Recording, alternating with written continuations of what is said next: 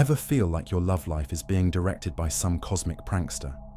Like no matter how many red flags you swear you'll avoid, you end up in the same storyline, just with different characters and maybe better Instagram filters.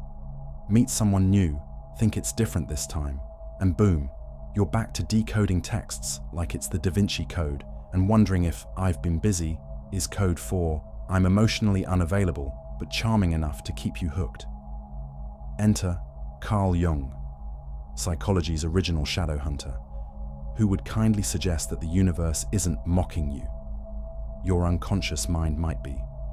See, Jung believed that what's happening outside is a reflection of what's going on inside, and your repeated romantic déjà vu isn't random. It's more like emotional karma, served with a side of lesson not yet learned. The kicker?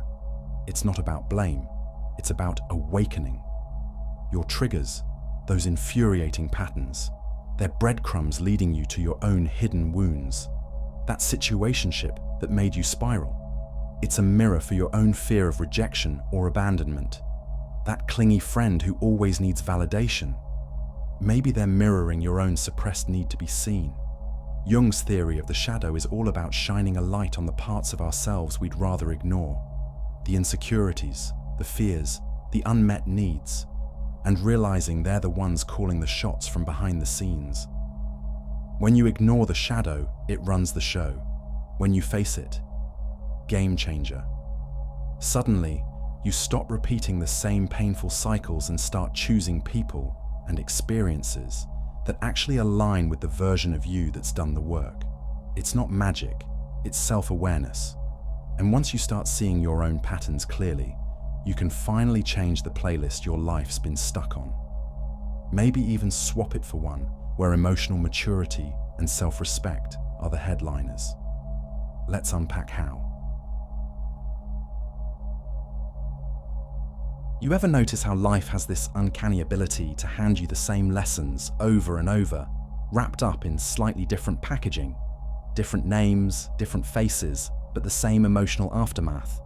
Maybe it's the friend who somehow always manages to turn every conversation back to themselves, leaving you emotionally drained. Or the boss who somehow replicates that same disapproving energy your parent had, no matter where you work. Or the partner who's as emotionally distant as an astronaut, leaving you grasping at crumbs of affection. At some point, you've probably wondered, is there a sign on my forehead that says, "Unavailable people welcome"? Here's the mind bender. It's not a coincidence. It's not bad luck. According to Carl Jung, the original deep diver of the human psyche, you're not attracting these people by accident. You're following an internal script, written not in your conscious mind, but buried deep in your unconscious.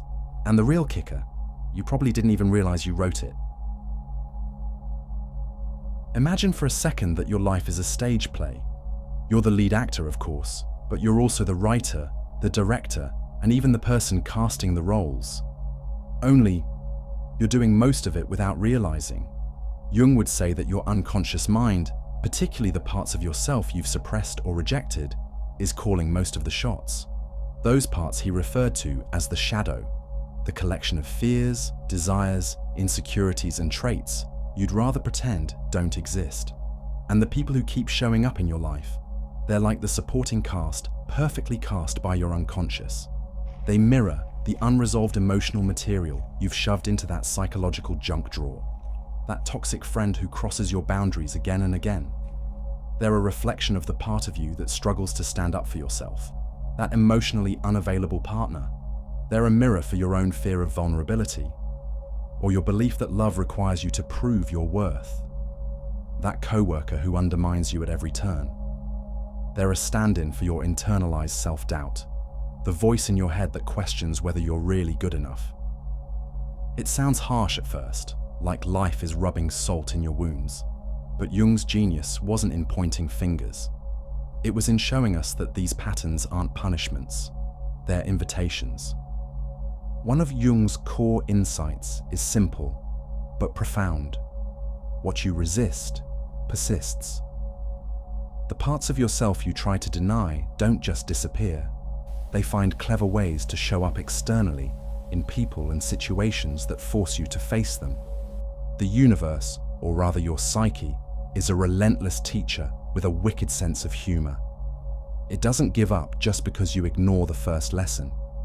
It loops the lesson until you finally get curious enough to ask, why does this keep happening?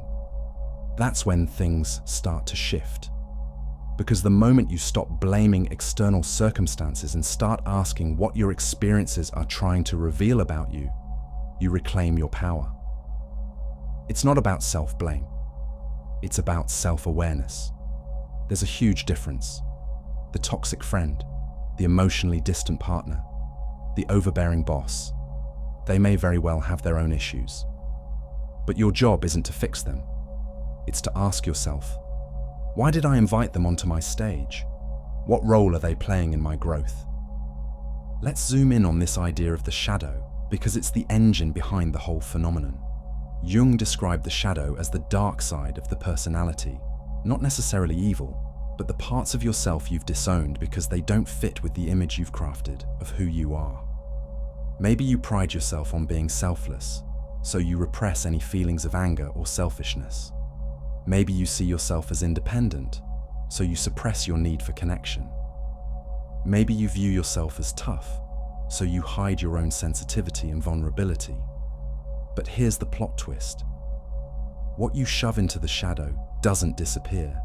It festers, and it leaks out, often by drawing people into your life who act out the very traits you're trying to avoid within yourself.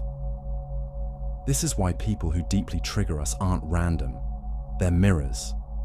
They reflect back to us the traits, wounds, and beliefs we've left unchecked. Take, for instance, the classic nice person who keeps attracting narcissists or takers.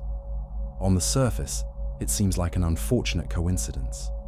But dig deeper, and you might realize the niceness is often a defense mechanism, a way of gaining approval or avoiding conflict. The shadow might contain unacknowledged anger, fear of being disliked, or discomfort with asserting needs. And so, life obliges by sending in someone who forces the issue, a taker, someone who pushes boundaries and leaves the nice person with no choice but to confront their suppressed assertiveness. This is why so many of us end up replaying emotional patterns from childhood. If you grew up with a parent who withheld affection, your mind might associate love with emotional distance. So when you meet someone who offers inconsistent attention, it feels weirdly right, even if it's painful. That old wound feels like home, and without realizing, you gravitate toward people who scratch at it. It's not because you're broken, it's because your unconscious mind is trying to resolve the unresolved. It's seeking out the familiar dynamic, hoping this time you'll finally crack the code and heal the wound. But here's the twist. The only way to truly break the pattern isn't by changing the other person. It's by changing what you tolerate, what you expect, and what you believe you deserve.